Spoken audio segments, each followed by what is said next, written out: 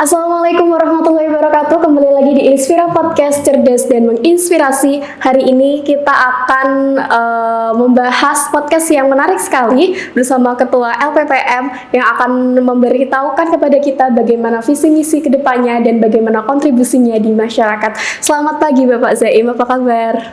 Pagi juga, Mbak Royha. Alhamdulillah baik. Alhamdulillah baik. Anda gimana? Alhamdulillah baik. Oke. Ya, bisa diceritakan sedikit deh sebenarnya apa sih LPPM dan sebenarnya perannya di kampus itu seperti apa? Baik, Mbak Royha. Pertanyaannya pagi-pagi sudah langsung straight to the point ya. Jadi peran LPPM atau LPPM itu apa? Mungkin seperti itu mungkin ya.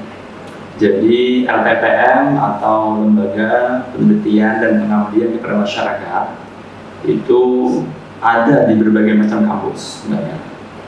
Khususnya di IAI Khalil Mu'in ini itu posisinya ya fokusnya ada dua hal.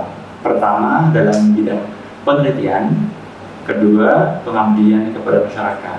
Jadi tidak beda jauh dari kampus-kampus yang lainnya, akan tapi khusus di IAIku ini ya, kampus Khazin ini kita perlahan-lahan mulai membangun apa yang sebelumnya belum ada, itu kita bangun. Contohnya misalkan apa? Misalkan bidang penelitian. Sebelumnya itu belum ada jurnal-jurnal yang sudah dimanage dengan bagus. Kita perlahan-lahan, kita bangun, kita perbaiki. Dari sisi manajerial saja, seperti itu. Kira-kira seperti itu. Ya, kira-kira adakah yang inspirasi dibentuknya LPPM di mana tadi sudah dijelaskan bahwa kita ini masih merintis gitu. Kira-kira apa sih tantangan ke depannya? Oke, terima kasih pertanyaannya. Jadi sebagai ketua LPPM, memang tantangan dari lembaga penelitian dan pengabdian ini sangat besar sekali. Khususnya itu dalam bidang penelitian. Kalau kita mengacu pada visi misi kampus, yakni unggul dalam bidang riset yang berlandaskan pada bidang Al-Quran dan juga pesantren seperti itu ya. Jadi riset-riset atau penelitian yang ada di IAIku ini itu harapannya tidak lepas dari semangat nilai-nilai pesantren seperti itu. Tantangannya khususnya dalam bidang penelitian, kita kan ini kan fokusnya di kampus kita. Jadi tantangannya sekarang itu kan penelitian itu hasil-hasil penelitiannya itu tidak hanya di print out saja seperti itu, tapi semuanya sekarang itu berbasis online gitu ya. Jadi semua kampus di Indonesia itu berlomba-lomba untuk mengedepankan riset, dalam hal ini penelitian artikel jurnal seperti itu. Dan ini akan menjadi tantangan yang sangat besar dan sangat sulit sekali ketika dari sisi manajerialnya atau pengelolaannya itu nggak diatur dengan jelas. Tupoksinya seperti apa, siapa pengelolanya, siapa penulisnya, supaya apa? Supaya tidak ada tulisan-tulisan misalkan ya artikel itu yang misalkan secara kualitas itu kurang bagus, kemudian kita paksakan untuk masuk seperti itu. Jadi perlahan-lahan kita perbaiki dan kemudian harapannya oke, sebagai informasi saja, kampus kita ini punya jurnal sebanyak 9 jurnal. Satu itu jurnal institut ya, punya kampus namanya Iklila, jurnal studi Islam dan sosial seperti itu. Dan 8 jurnal yang lainnya itu semuanya jurnal program studi. Yang sekarang sebagai informasi juga kita sudah mengajukan akreditasi untuk jurnal Iklila supaya apa? Ketika sudah terakreditasi itu nanti otomatis sudah diakui secara kualitas dalam cakupan nasional. Langkah kejauhnya tetap kita punya pandangan masuk ke jurnal internasional seperti itu, dianggap sebagai jurnal internasional, tapi itu kita perlu perlahan-lahan. Nah, yang jurnal yang problem studi, makanya tadi saya bilang itu perlahan-lahan kita perbaiki dari sisi pengelolaannya, gitu ya. Seperti apa, yang bertanggung jawab siapa, bagaimana template tulisannya, persyaratannya apa aja, seperti itu. Jadi semua kampus itu berlomba-lomba untuk memperbaiki pengelolaannya dan juga otomatis outputnya menghasilkan penelitian yang tidak hanya berguna di kalangan akademisi, akan tapi berguna bagi masyarakat seperti itu. Ya, tadi dijelaskan bahwa kita ini visi misinya adalah kampus yang selain berbasis akademisi seperti halnya kampus yang lain, tapi juga berbasis kepesantrenan. Nah, ini seringkali jadi stereotip di masyarakat bahwa kampus yang berbasis kepesantrenan ini mengutamakan adanya sami'na wa ata'na ya. Padahal di akademisi kita kan dituntut untuk berpikir kritis, logis, dan bahkan ada yang sangat ekstrim begitu. Nah, kira-kira untuk meluruskan ini kepada masyarakat supaya mereka memahami bahwa penelitian kita pun meskipun dari visi misinya seperti itu, tetapi kita masih bersifat objektif begitu dan tidak cenderung ke subjektivitas kita di kampus yang dinilai sebagai berbasis kepesantrenan. Oke, terima kasih, bagus pertanyaannya. Jadi bisa kita luruskan ya, bahwasanya inti dari sebuah kampus atau para akademisi itu kan mereka mencoba berkata apa adanya atau objektif seperti itu ya. Nah, visi misi kampus meskipun berbasis nilai pesantren itu bukan dalam arti kita sami'na wa ata'na secara terus menerus tanpa kita nggak bisa kritis seperti itu. Kita di kampus kita ini memang perlahan-lahan perlu belajar bagaimana itu berpikir kritis. Akan tapi dalam kita berproses untuk menjadi seorang kritis, kita sebagai santri atau santriwati, kita tetap ada nilai pesantren yang sudah kita bawa yang nggak bisa ditinggalkan. Oke, boleh kita berbeda pandangan atau kurang sepakat dengan ustaz kita mungkin, dengan kiai kita mungkin, akan tapi kita tetap hormat. Kita berbeda dengan apa? Akan tapi ketika kita sudah mungkin ya punya rujukan yang lain ya, makanya mahasiswa itu memang harus belajar untuk membaca berbagai macam referensi yang berbeda supaya apa? Supaya pengetahuan itu luas, komprehensif dan tidak mudah menyalahkan seperti itu. Itu harapan dari kampus kita juga. Jadi kita bisa luruskan bahwasanya berbasis nilai pesantren itu untuk menunjukkan bahwa kita itu mahasiswa atau mahasiswi yang tidak sekedar mengkritik secara frontal seperti itu ya, tapi kita punya adab. Itu yang kita harapkan seperti itu. Ya, itu artinya kita masih menjunjung tinggi nilai-nilai ketimuran seperti itu, sobat online.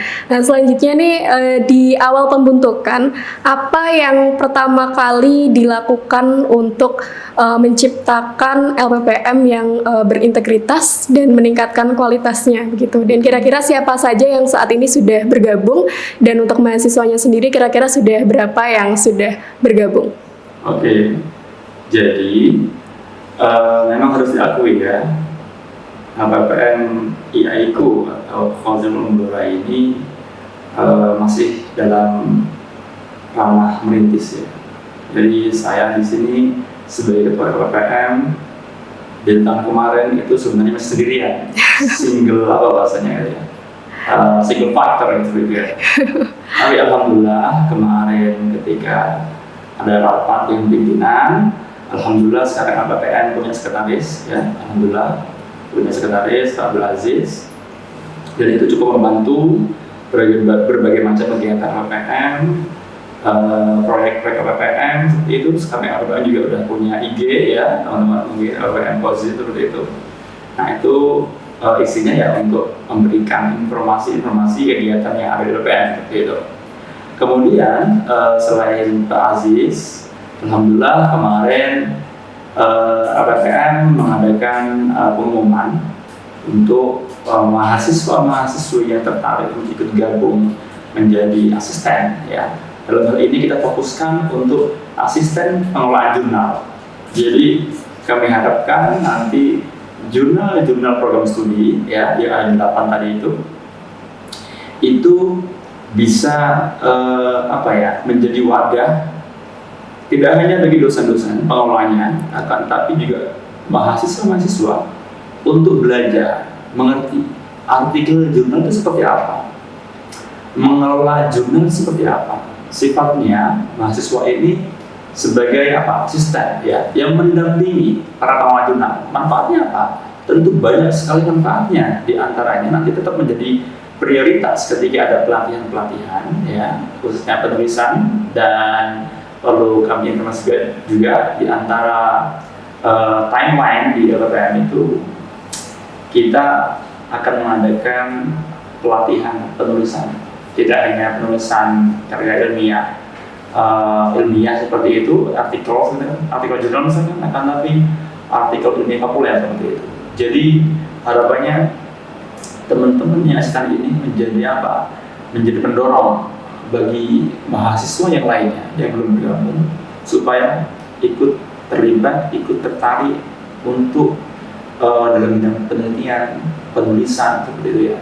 Dan harapannya kemudian kedepannya LPM bisa punya bisa mengajukan program yang kemudian disetujui oleh pimpinan, yang mana memberikan apresiasi kepada mahasiswa yang tulisannya misalkan terbit ya di website online nggak apa-apa, atau bahkan orang seperti itu yang kemudian bisa memberikan apresiasi kepada mereka supaya mereka tertarik untuk terus menulis. Jadi apa yang ada dalam perkuliahan di kelas-kelas itu nggak hanya selesai di makalah presentasi selesai, akan tapi mereka juga harus menuangkan apa idenya, kritikannya, gagasannya dalam tulisan yang bisa dibaca oleh masyarakat luas. Gak hanya berhenti di kampus saja, itu harapannya seperti itu. Jadi kami ini memang harus mendorong ya dari teman-teman mahasiswa supaya literasinya lebih luas lagi seperti itu. Gitu Mbak Reha. Ya, ngomong-ngomong bicara literasi deh. Kita ini kan masih istilahnya sangat minim sekali literasi gitu, apalagi karena lingkup kita yang masih di Blora, banyak juga yang beranggapan ini kampus kecil gitu, secara otomatis kayak dianggap literasinya masih terbatas, terus juga konektivitas dan relasinya seperti itu. Tetapi saya sebagai mahasiswa sendiri juga merasakan bahwa meskipun seperti itu, tapi kita memiliki kelebihan di mana ketika kita ikut dalam proses perintisan, kita justru dituntut, dipaksa untuk berpikir lebih keras bagaimana kita bisa menciptakan iklim literasi yang lebih luas, di mana kita itu sebagai pelopor tidak hanya melanjutkan seperti itu. Nah, kira-kira ada semangat untuk para mahasiswa, khususnya kepada para asisten ini, untuk meningkatkan kualitas literasinya supaya nanti juga bisa berkembang secara lebih luas. Karena untuk meluaskan bagaimana jurnal ini bisa diakui di masyarakat, tentunya kita memperbaiki kualitas terlebih dahulu. Betul. Jadi teman-teman yang sudah masuk ya, di asisten pengelola jurnal itu sekitar jumlahnya itu kalau tidak salah ada sekitar 20-an orang kalau nggak salah ya. Jadi tetap nanti kita evaluasi sejauh mana mereka akan mengikuti berbagai macam program yang kita bentuk, seperti pelatihan, diskusi seperti itu tentang penulisan. Nah itu tetap nanti ada eliminasi. Siapa yang kira-kira emang benar-benar fight ya, siapa yang benar-benar emang ini sepertinya bidang saya nih, saya tertarik banget nih gitu kan. Nah itu yang kemudian kita akan terus dorong gitu ya. Jadi kita tidak hanya bahasanya nyuruh-nyuruh saja, tolong ini, tolong itu dan sebagainya, bukan. Akan tapi kita tetap memberikan insights ya, gagasan-gagasan, kita memberikan ilmu-ilmu yang penting bagi mereka supaya tahu ketika misalkan jadi asisten pengelola jurnal, minimal mereka tahu ketika ada artikel yang masuk ini secara teknis ini yang mana yang masih salah. Kan masih banyak nih mahasiswa, gak hanya di kampus kita, di berbagai macam kampus gitu ya. Bahkan yang sudah semester tua pun itu dari sisi teknis penulisan itu masih banyak yang salah gitu ya. Makanya harapannya teman-teman yang sudah masuk ini kita pelan-pelan mengajarkan mereka secara teknis duluan. Teknis yang salah seperti apa, entah yang sesuai dengan template jurnal misalkan, atau kemudian teknis titik komanya, bagaimana kalimat yang sudah lengkap atau belum. Itu hal-hal sepele yang kadang-kadang teman-teman mahasiswa itu masih banyak yang belum tahu gitu ya. Nah, itu harapannya seperti itu. Minimal mereka secara teknis tahu terlebih dahulu, dan itu akan sangat membantu kinerja pengelola jurnal, yakni dosen-dosen di setiap jurnal itu. Supaya apa pada akhirnya? Outputnya atau pada akhirnya ketika jurnal itu sudah terakreditasi, itu pertama bisa memperbaiki nilai akreditasi program studi. Program studi ketika dia nilainya bagus, diantaranya pendukungnya tadi itu ada jurnalnya itu, dia akan lebih menarik minat para mahasiswa untuk juga ikut masuk di situ. Jadi menunjukkan kualitas dari program studi itu sendiri. Nilainya bagus, otomatis nanti mahasiswa tertarik juga akan masuk kampus kita. Jadi itu semuanya ke sana arahnya. Jadi akan memperbaiki atau membangun iklim penelitian, penulisan di lingkup kampus kita ini. Seperti itu. Ya, kira-kira dari hal tersebut tantangan terbesarnya apa? Tantangan terbesarnya ya, betul sekali. Tantangan terbesarnya kalau saya pribadi, karena kita itu berhubungan dengan banyak orang, kita itu bekerja bukan sendirian, kita itu bukan Superman. Kami misalkan di LPM bukan Superman yang tahu segalanya, yang paling tahu dan sebagainya, bukan. Tapi kita ingin membentuk super team seperti itu. Super team seperti apa? Super team itu semuanya bergerak bersama-sama dengan tujuan yang sama. Misalkan saya yang juga mengelola Iklila ya, jurnal kampus kita itu mencoba membangun tim dosen-dosen yang kira-kira ikut membangun jurnal ini dengan baik, begitu ya. Begitu juga dengan jurnal yang lain tadi itu. Jadi yang paling challenging itu ya bagaimana supaya kita itu menjadi tim yang kuat tadi. Jadi semua manusia atau semua orang itu kan punya latar belakang, punya gagasan, punya ide. Nah, kami ini di LPPN mencoba untuk menangkap semua ide itu, kemudian kita akan sama-sama, kita berjalan sama-sama seperti itu. Ketika kemudian tim ini berjalan beriringan dengan bagus, nanti program-programnya juga akan berjalan dengan bagus seperti itu. Harapan kami di LPM seperti itu. Jadi kami tidak sendirian, kami sangat membutuhkan semangat dari dosen-dosen, ya, dosen-dosen Kaprodi, kepala program studi atau sekretarisnya, dan dosen-dosen umum juga bisa. Begitu juga dengan mahasiswa, untuk bersama-sama membangun iklim ini, kerjasama, membuat tim yang bagus, yang kuat, yang kemudian pada akhirnya ya membuat kampus kita ini akan lebih dikenal nilai-nilai baiknya seperti itu. Ya, ini mengajarkan kita bagaimana pentingnya kolaborasi dan mengerti satu sama lain begitu. Kemudian kira-kira kalau misalkan Bismillah ya, udah berhasil semua program-programnya, adakah rencana ke depan untuk bekerja sama dengan pihak eksternal untuk semakin membesarkan nama LPPM Hozin, khususnya dalam kontribusi di masyarakat? Oke, terima kasih. Jadi kontribusi di masyarakat bagi LPPM ya, itu yang sudah berjalan memang sebagaimana kampus-kampus yang lainnya, itu ya program KKN, kuliah kerja nyata. Itu kontribusi nyata dari kampus kita dalam hal ini melalui LPPM ketika ingin mengabdi di masyarakat. Jadi ada tridharma itu kan, tridharma perguruan tinggi itu di santian, pengabdian, dan pengajaran. Nah, yang pengabdian itu di masyarakat itu pertama KKN sendiri. Dan KKN ini sudah berjalan KKN ke-14 di kampus kita. Jadi sudah 14 kali kampus kita mengirimkan mahasiswa-mahasiswinya untuk mengabdikan diri di berbagai macam tempat, khususnya di Blora, yang saya kira masih sangat membutuhkan ide-ide baru bagi mahasiswa, bantuan-bantuan pengambilan bagi mahasiswa. Akan tapi ya, LPM tidak hanya berpikir di situ saja, yakni di KKN saja. Kami tetap bekerja sama dengan kampus-kampus yang lainnya. Seperti misalnya, insya Allah di bulan ini akhir bulan kami mengadakan webinar nasional dengan 10 perguruan tinggi swasta, ya, untuk bersama-sama tadi kerjasama, nanti ada MOU seperti itu. Kita juga berdiskusi seperti apa tema-tema tertentu yang bisa kita kolaborasikan antara satu kampus dan kampus yang lainnya. Itu hubungan dengan eksternal, ya, kolaborasi eksternal. Selain dengan kampus yang lainnya, kami juga akan terus berdiskusi, berbincang dengan daerah, ya, dalam ini Blora, gitu ya. Supaya apa? Supaya beberapa program-program yang ada di Pemkab itu bisa kita masuki, gitu. Kita bisa manfaatkan, gitu. Apa kita ini, yang kita punya ini apa? Nah, itu kelebihannya seperti itu.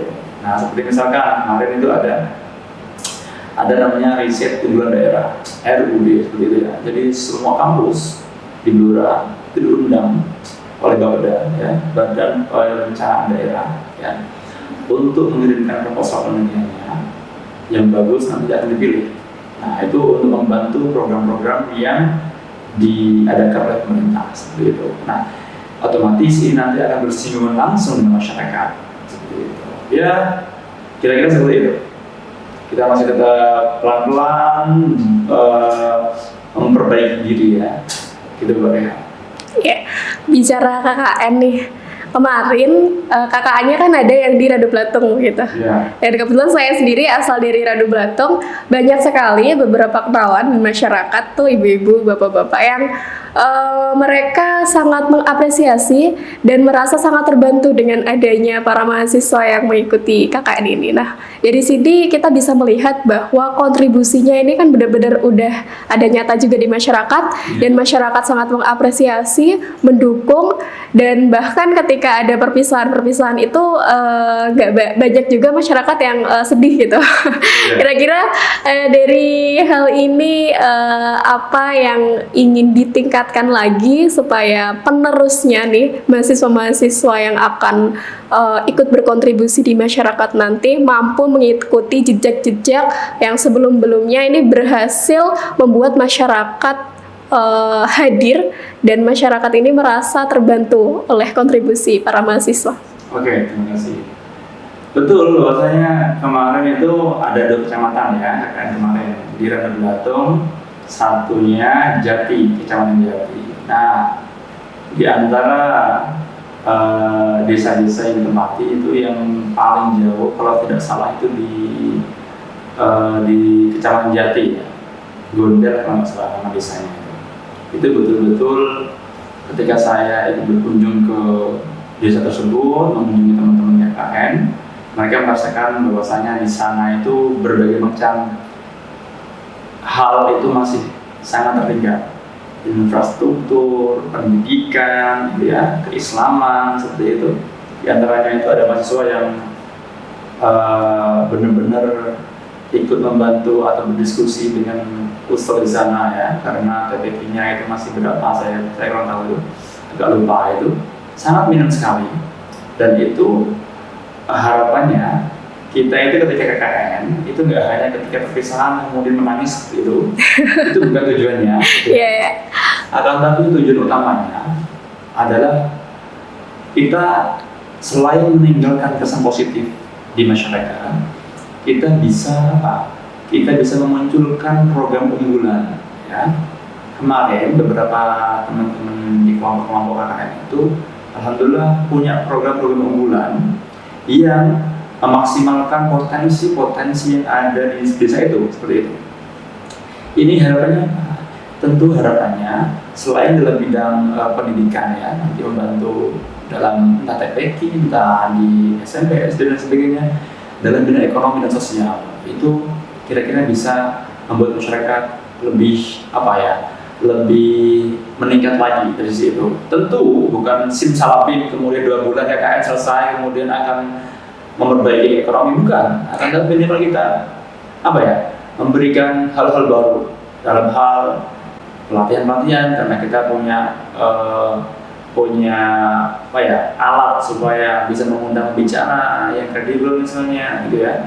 Kemudian itu bisa menjadi diskusi yang sangat penting di pemerintah desa tersebut, gitu, seperti itu ya. Dan kemarin ketika habis KKN itu kita rencananya insya Allah kalau nggak ada halangan itu kita akan fokuskan di 1 kecamatan. Jadi 1 kecamatan yang kira-kira tertinggal itu bisa kita maksimalkan semuanya, seperti itu. Di kecamatan mana itu nanti kita tunggu aja nanti. Oke, nah kembali lagi di LPPM nih.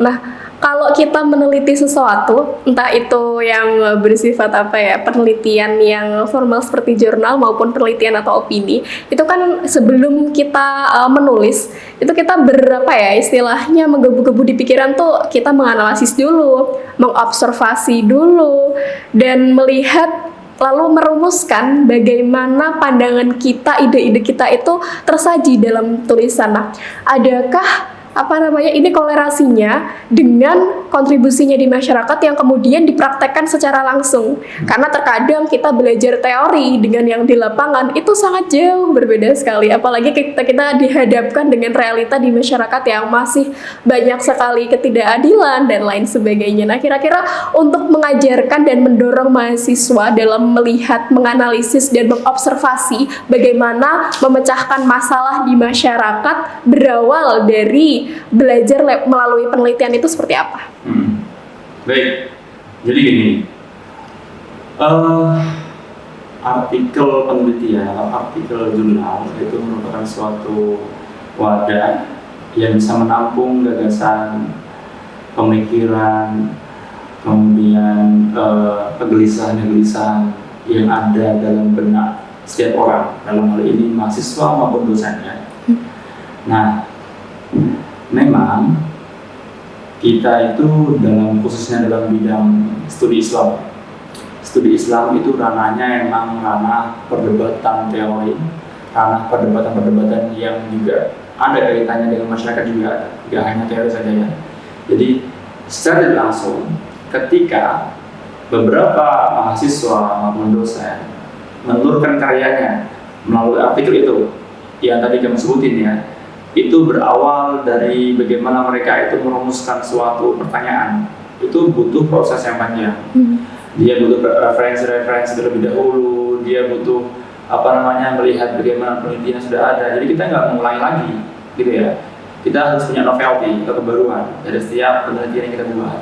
Nah, memang tidak jarang kita masih kekurangan sumber daya yang bisa menurunkan penelitian yang benar-benar bagus seperti itu. Jadi penelitian itu kan ada 2, misalkan ada yang fokusnya itu library research ya, pustaka, ada juga yang field research atau penelitian lapangan. Nah, biasanya yang langsung berkaitan dengan masyarakat dan langsung bisa dirasakan masyarakat itu yang field research, penelitian lapangan. Ini yang benar-benar membutuhkan usaha yang sangat ekstra. Dan itu emang butuhkan waktu juga ya. Nah, yang library research itu yang biasanya di kampus-kampus sudah banyak ya, khususnya dalam jurusan yang humaniora ya, sosial, agama seperti itu. Itu ranahnya itu ranah perdebatan akademis gitu ya. Tapi itu sebenarnya ketika perdebatan akademis itu sudah terjadi, itu tidak serta-merta selesai gitu ya. Itu tidak serta-merta selesai ketika apa? Ketika nanti ada beberapa cendekiawan atau peneliti-peneliti yang juga menyuarakan gagasannya di berbagai macam tempat. Jadi nggak hanya selesai di artikel misalkan ya, akan tapi ketika dia ini udah menjadi tokoh yang benar-benar di bidangnya seperti itu ya, itu tentu dia akan entah dipanggil ketika ada pelatihan, ketika ada diskusi seperti itu akan bisa memberikan gambaran-gambaran, berikan masukan-masukan yang sangat berkaitan dengan masyarakat tentunya. Apalagi sekarang ini kan kita hidup di era medsos ya, hidup di era medsos yang kemudian itu serba cepat. Kita itu harapannya mahasiswa di kita, terus di kita itu bukan menjadi bagian orang-orang yang gampang bersuara tanpa landasan-landasan seperti itu. Kita bersuara dengan landasan, kita bersuara dengan argumentasi. Jadi kita bersuara sesuai dengan akademisi ya, sebagai akademisi yang objektif seperti itu. Yang mana itu secara tidak langsung akan apa? Akan memperbaiki SDM, ya SDM tentunya mahasiswa. Mereka belajar untuk bersikap kritis, objektif. Mereka tidak hanya mengikuti mengikuti misalkan ada isu-isu tertentu yang lagi booming nih, kemudian mereka ikut-ikutan saja tanpa tahu dasarnya seperti apa. Nah, itu harusnya seperti itu. Ya, itulah kelebihan bagi akademisi, ya. Jadi mereka itu tidak hanya ikut-ikutan, tapi mereka tahu kapan mereka ikut, kapan mereka memutuskan untuk ikut. Seperti itu. Ya, terima kasih. Hari ini ada perbincangan yang luar biasa sekali. Terakhir nih, kira-kira adakah pesan-pesan yang ingin disampaikan kepada para sobat online Inspira Podcast, Bapak? Sobat online Inspira Podcast ya. Jadi Inspira, semoga sesuai dengan tagline-nya, cerdas dan menginspirasi ya. Harapannya dalam podcast ini menjadi podcast yang cerdas ya, isi-isinya cerdas dan menginspirasi bagi sobat online Inspira. Dan saya berharap ya semakin banyak followersnya supaya apa yang diperbincangkan di sini bisa didengarkan, kemudian memberikan manfaat sobat-sobat online semuanya, gitu ya. Gitu. Ya, terima kasih atas waktunya Bapak. Ya, dan sahabat online, jangan lupa nantikan podcast-podcast kedepannya yang tentunya menarik sekali. Jangan lupa like, komen, dan subscribe. Sampai jumpa di pertemuan selanjutnya. Assalamualaikum warahmatullahi wabarakatuh. Bye-bye.